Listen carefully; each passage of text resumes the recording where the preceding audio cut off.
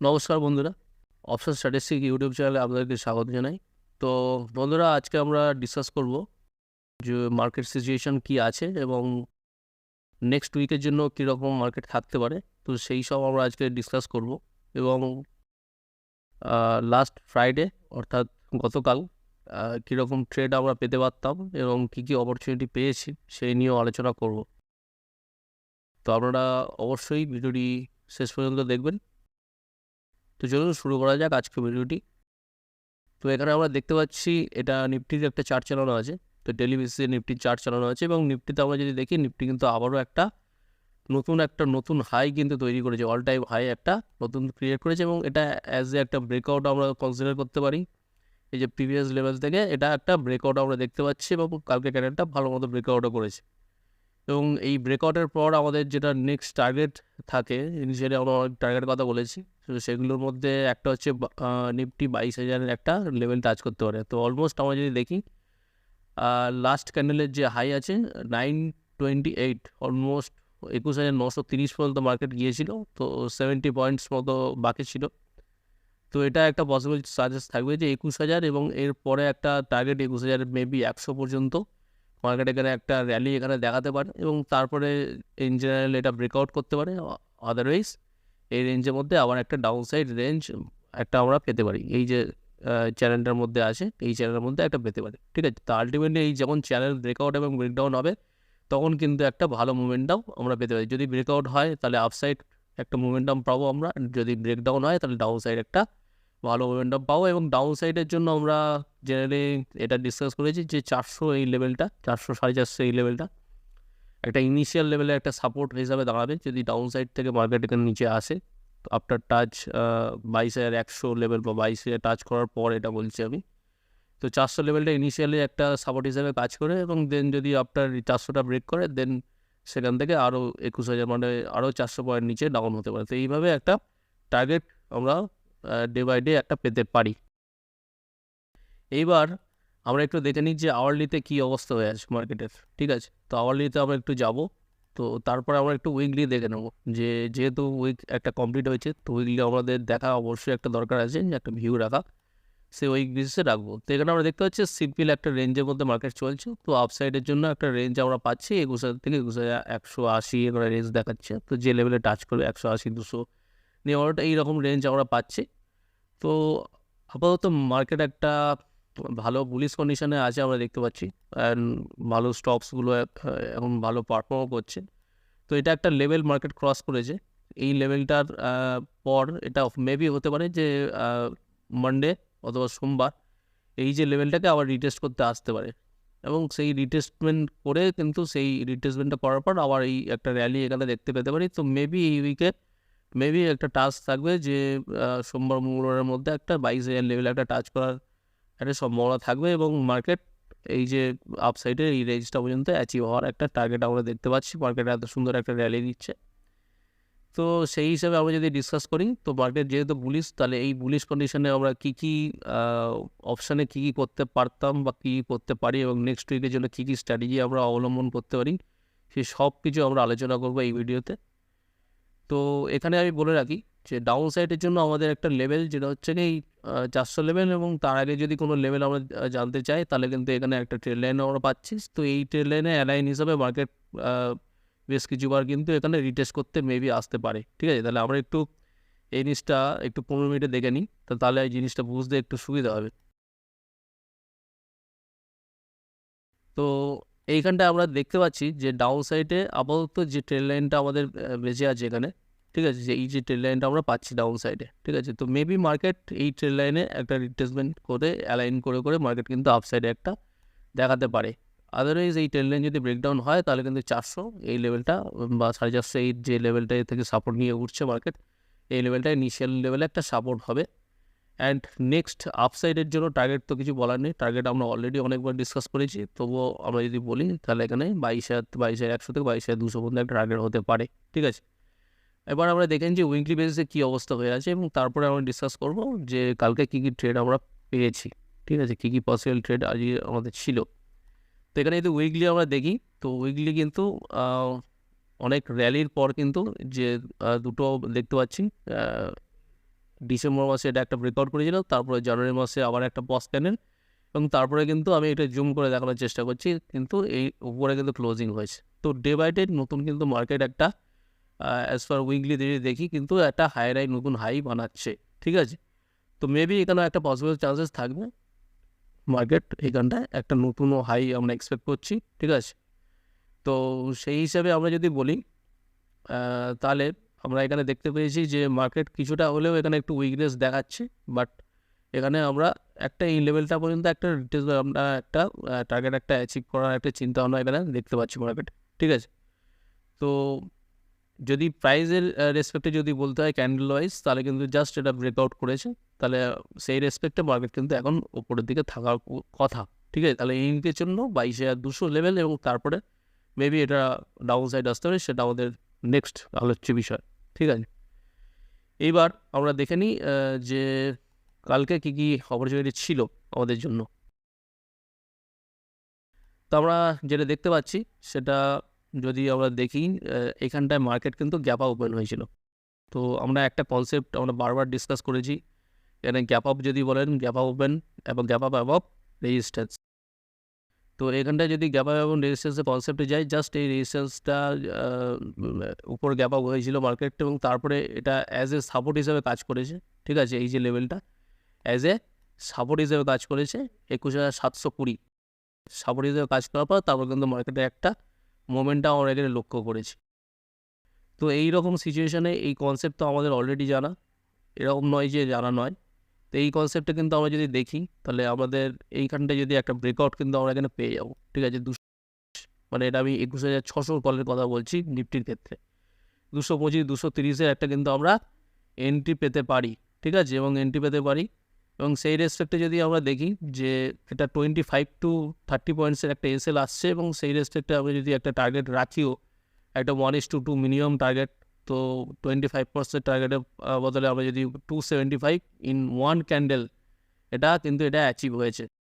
তারপরে যারা একটু ওয়েট করেছেন, যাদের একটা ভিউ আমরা অলরেডি রেখেছিলাম যে এত পর্যন্ত মার্কেট কিন্তু আসতে পারে, সেই রেসপেক্টে কিন্তু টার্গেট কিন্তু প্রচুর, এখানে কিন্তু অনেক টার্গেট আমরা পেয়েছি, এটা একটা ভালো ট্রেড।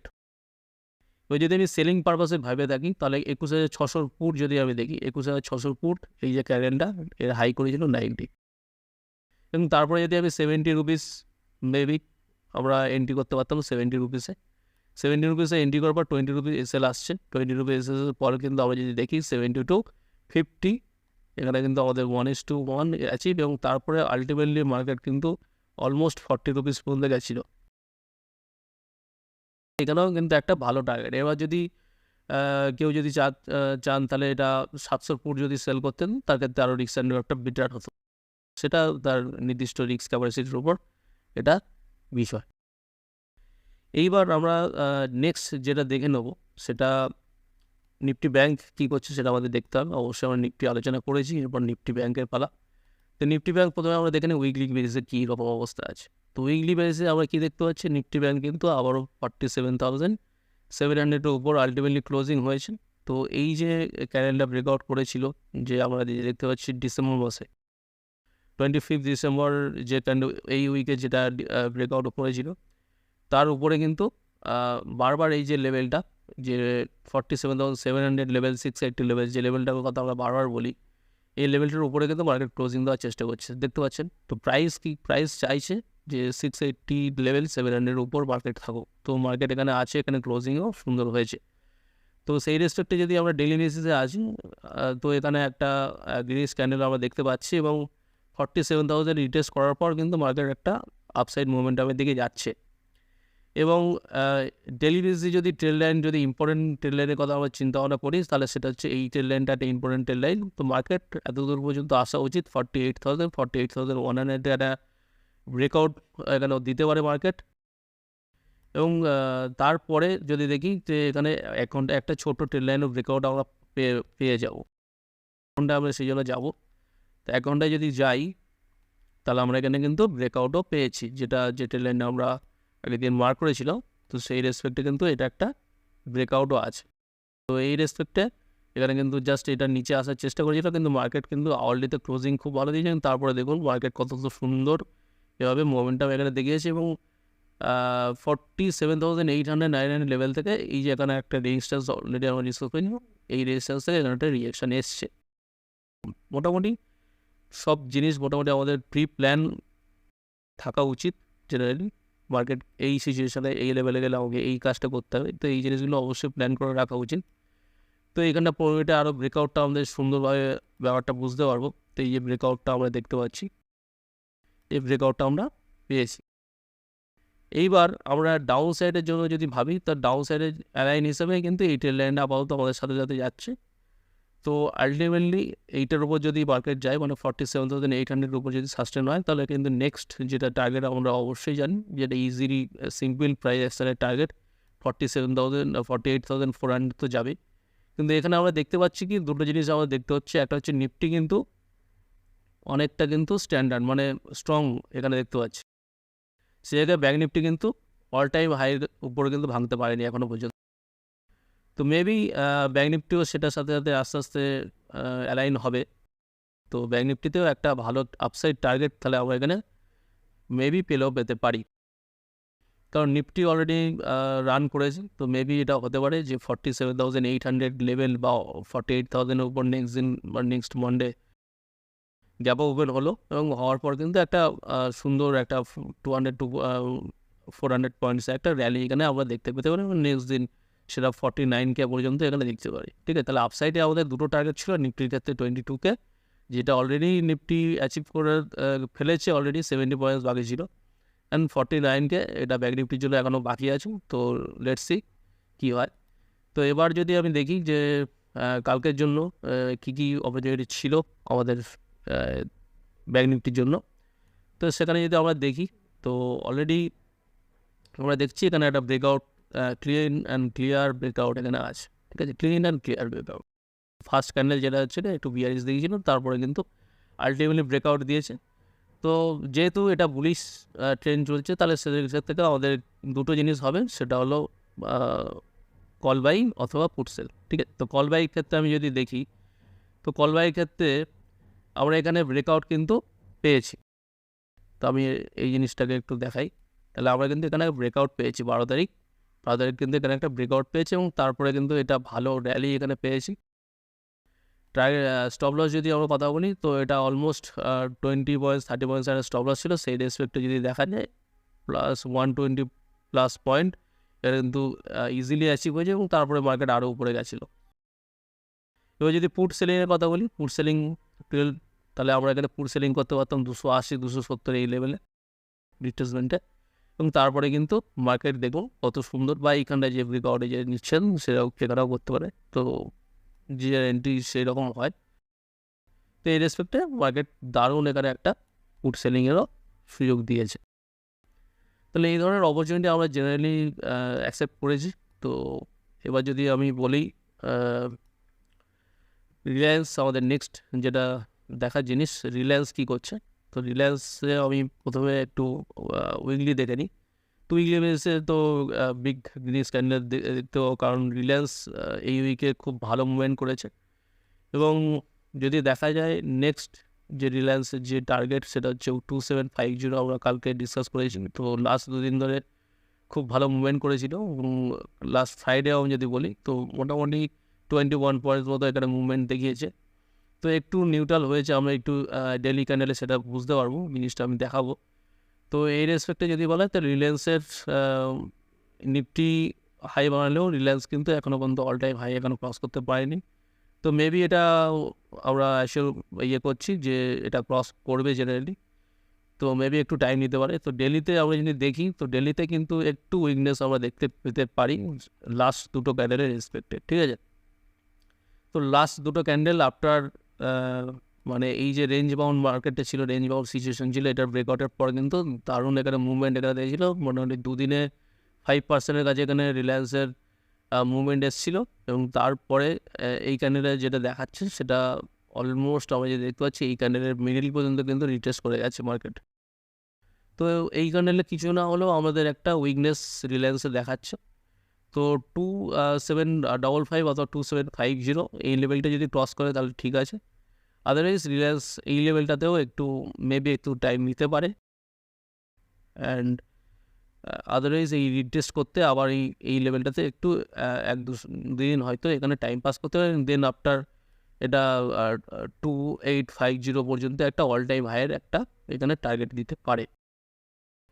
এবং এইচডিএফসি ব্যাংকের জন্য আমরা যদি ডিসকাস করি, এইচডিএফসি ব্যাংক সেম লেভেলে আমরা দেখতে পাচ্ছি। ডেলি বেসিসে আমরা যেটা প্ল্যান করেছিলাম যে এই ক্যান্ডেলের পর এখানে কিন্তু কোনো ফলো আপ ক্যান্ডেল আমরা দেখতে পাইনি, তো ফলো আপ ক্যান্ডেলের জন্য আমরা এখানে কোনো এন্ট্রি এখানে খুঁজে পাইনি। তো আমাদের এটা অলমোস্ট এটা যদি বলি 1615, ঠিক আছে, এটার একটা স্টপ লস থাকছে। তো আমরা চেষ্টা করব যে 1628 অথবা 30 এই লেভেলটার কাছে আসলে আমরা একটু লং করার চিন্তাভাবনা করতে পারি। তো মেবি এই স্টপ লসটা একটা হিসাবে, তো অলমোস্ট আমরা যেটা দেখতে পাচ্ছি, তো 13-14 টাকার একটা স্টপ লস আসছে এখানে, ঠিক আছে। তো এই রেসপেক্টে একটা আমরা ভালো মুভমেন্ট এখানে পেতে পারি, ঠিক আছে। এইচডিএফসি ব্যাংক তো একটা ওয়েপেন ক্যান্ডেল থাকা উচিত। তো দেখা যাক। উইকলি যদি কথা বলি, উইকলিতে অবভিয়াসলি একটা রেড ক্যান্ডেল আমরা দেখতে পাবো, কিন্তু আমরা যে প্রেশারটা একটা এখানে ক্যান্ডেলটা যদি দেখতে পাই, ঠিক আছে, এই ক্যান্ডেলটা একটা ইম্পর্টেন্স দিতে হলো, কারণ মার্কেটকে কতটা পুল ব্যাক দিয়েছে এই ক্যান্ডেলটা, কতটা এখানে বুলিং প্রেশার আছে। তো এই ক্যান্ডেল থেকে মেবি একটা আপসাইড বাউন্স আমরা এইচডিএফসি ব্যাংকে এক্সপেক্ট করতে পারি, ঠিক আছে। তাহলে এই ক্যান্ডেলের লোটা 1615, তো অলমোস্ট 1625-28 কাছে যদি মার্কেট আসে, তো আমরা এইচডিএফসি ব্যাংক কিছুটা লং করার জন্য ভাবতে পারি, ঠিক আছে। তো এখান থেকে একটা বাউন্স এক্সপেক্টেড, এবং স্টপ লস 13-14 টাকা আমরা অলরেডি ডিসকাস করেছি।